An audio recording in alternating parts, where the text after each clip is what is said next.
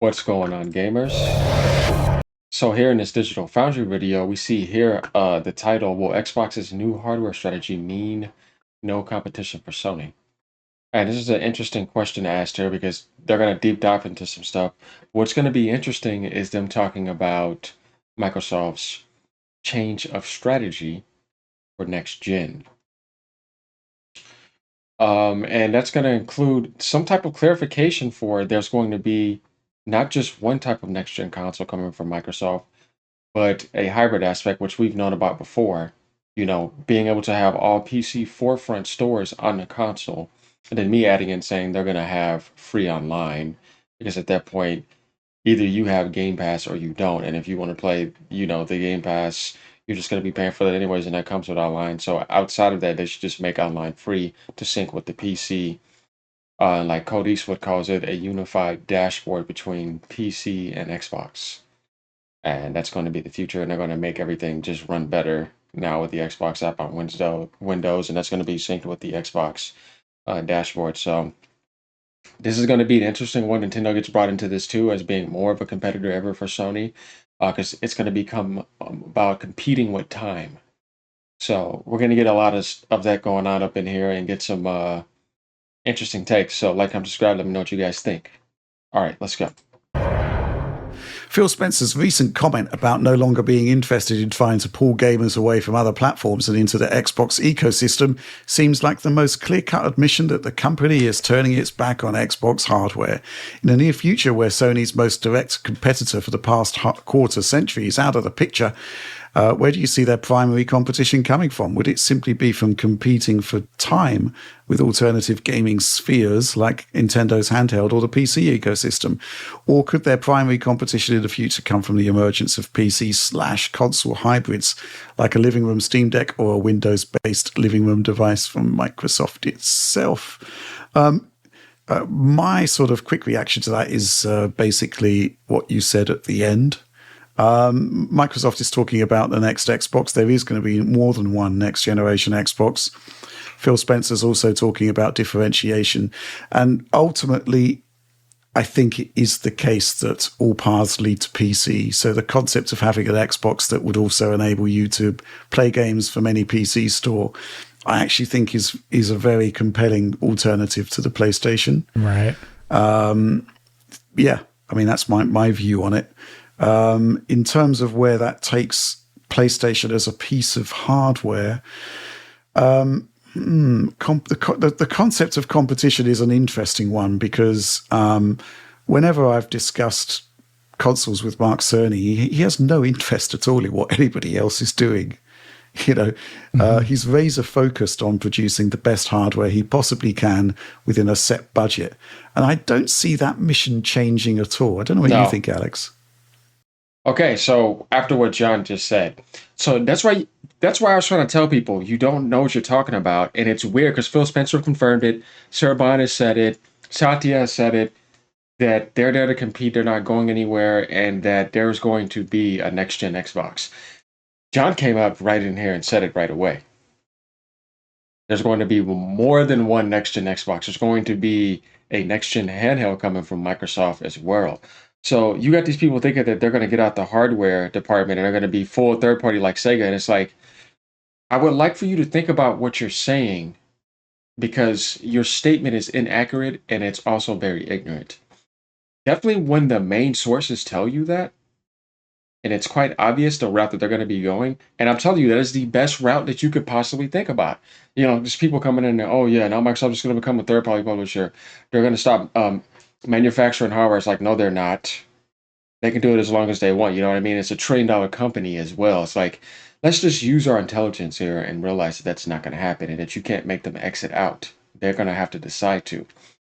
And that when Satya was looking at the Xbox brand, he's looking at it now as a Microsoft brand. As you saw, it's now Microsoft Gaming, and it's going to be like you would think Microsoft does with like the Windows, right? Put it everywhere, you know what I mean? But still have your hardware be on the market. And if they're going to do that now, then now you need to innovate the hardware. And that's what Phil Spencer has been hinting at some of the other interviews too, that they're going to innovate hardware. So what's going to be the case of that, that means that the Xbox is going to be much different than the PlayStation. Grabbing Steam forefront, grabbing GOG, mhm, and grabbing Epic Games. You see what I mean? And having a unified dashboard, free online, and being able to have play anywhere between your PC and your Xbox. It's going to happen. You know what I mean? I think that is the best route. And if they do that, they can definitely be competitive in hardware.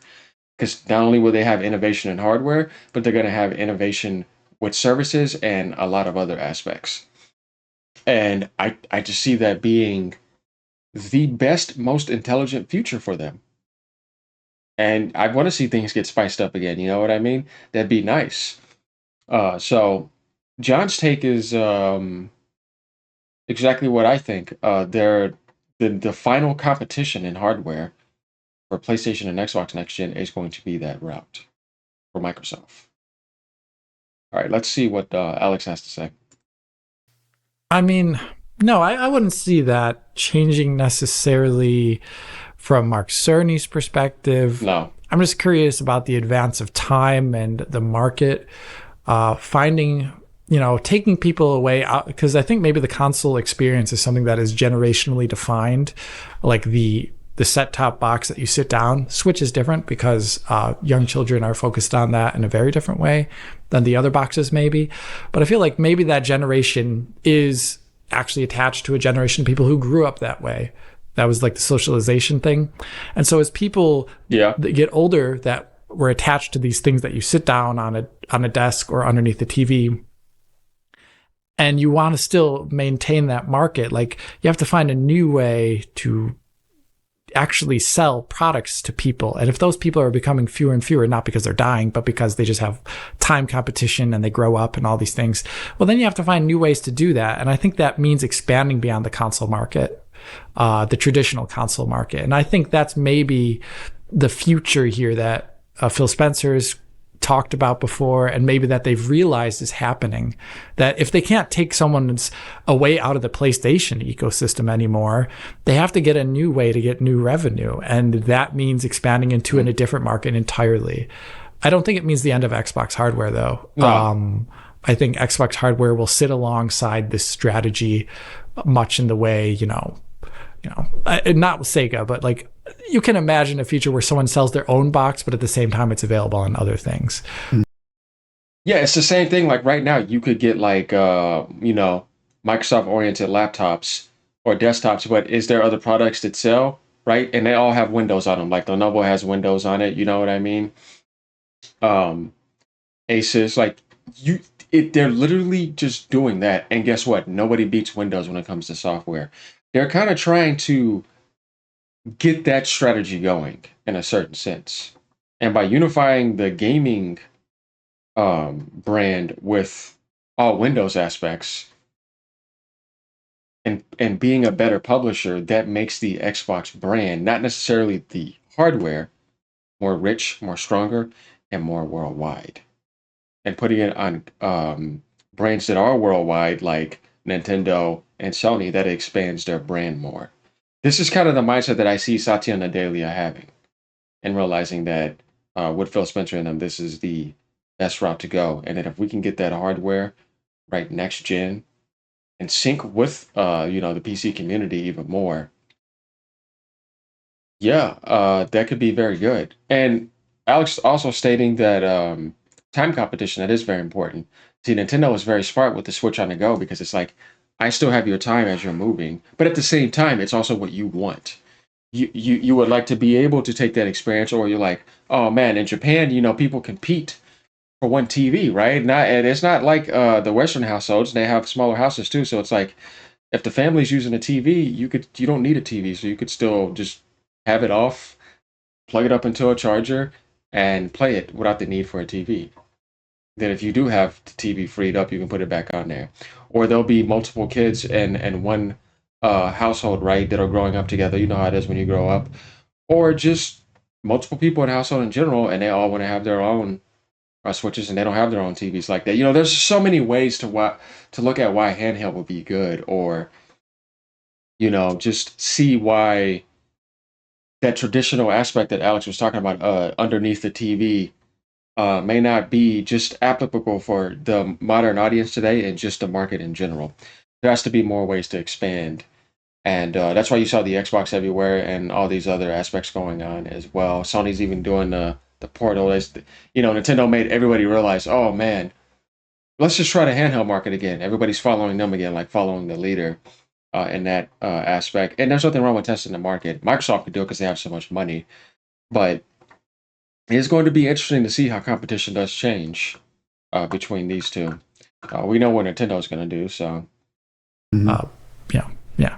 John? That's kind of how I feel about it. Not really too much to add to that per se. Just that I like this comment about like who is their competition. Well, obviously Nintendo is their competition, And they're going but to I lose. also wondered about China. What if they got into the console market at some point? They've been kind of up and coming, but like maybe not in a way, not in the traditional way, not in the way that we know, but in a different way. I've always wondered like what that might look like and if they might try it. Because like Microsoft kind of leaves the door open a little bit here, but I feel like it would require a pretty smart, unique approach to what the console is for this to work. I think the traditional model we've known for so long probably isn't viable for a new company to just dive into. I think it would need a shakeup. So curious to see if something like that ever happens there. I don't know. Interesting. From the Nintendo perspective, I think they're in a really interesting position. I think obviously they do have a contingent that is in the sort of lower age bracket, but it's also had a huge amount of secondary purchases. People that have a PlayStation or an Xbox have bought a Switch simply because the concept of the machine being able to game anywhere it's uniquely compelling, which is why PlayStation and Xbox, of course, are producing their own handhelds. But I also think that when you get older, your ability to sit in a fixed place and play games is quite difficult, and that's a problem that the Switch solves rather well. So in a sense, I think that PlayStation and Nintendo are to a certain extent complementary, but there is certainly a competition for time, which again I think is what the question asker was talking about there. I don't know how this is all going to play out, but I do think obviously we're going to be looking at a completely different type of Xbox in terms of its functionality, in terms of its utility and position in the PC space. PlayStation, I think they're just going to do the very best they can to make a really great PlayStation. I think they're going to do a great job. Switch 2, we kind of know what's happening there. And again, hugely exciting stuff. Yeah, I agree with him. What he's saying. You see, once again, he hit it. Microsoft and the PC market, because they're already on PC and they are PC. You know what I mean? So it's time to unify that, right? We keep on getting that hint from all the big places. Looking over here, this is obviously their DF Clips page. So we know how big Digital Foundry is. Their main page almost has 1.5 million subscribers, and this is their Clips page. So yeah, let me know what you guys think about that. And it's always interesting getting into these type of discussions. This is a more professional approach, obviously. You guys know I do my other entertainment videos separate from stuff like this. I wouldn't bring this onto Digital Foundry's page.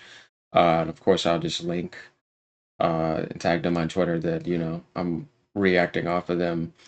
But that's kind of what I think. Like, now the competition is more interesting than ever. And now people are seeing Nintendo more after they realize the numbers hiddenly, because people just weren't aware, as the main competitor.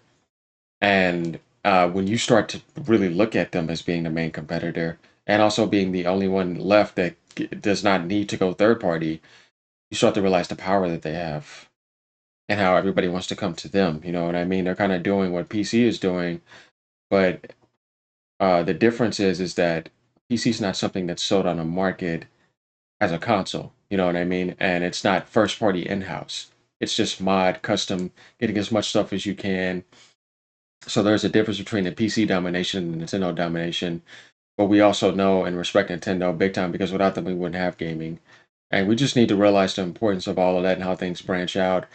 And like realizing that, first and foremost, if you're a true gamer, You want gaming to be supported and always growing in all dimensions. Though we love our competition, our entertaining and all that, I don't wish for any platform to die. I kind of think that that would be stupid for anybody to have that type of mindset. So at the end of the day, there we have it. This is another interesting one to get in. Like, comment, subscribe. Let me know what y'all think. All right, y'all. Peace out.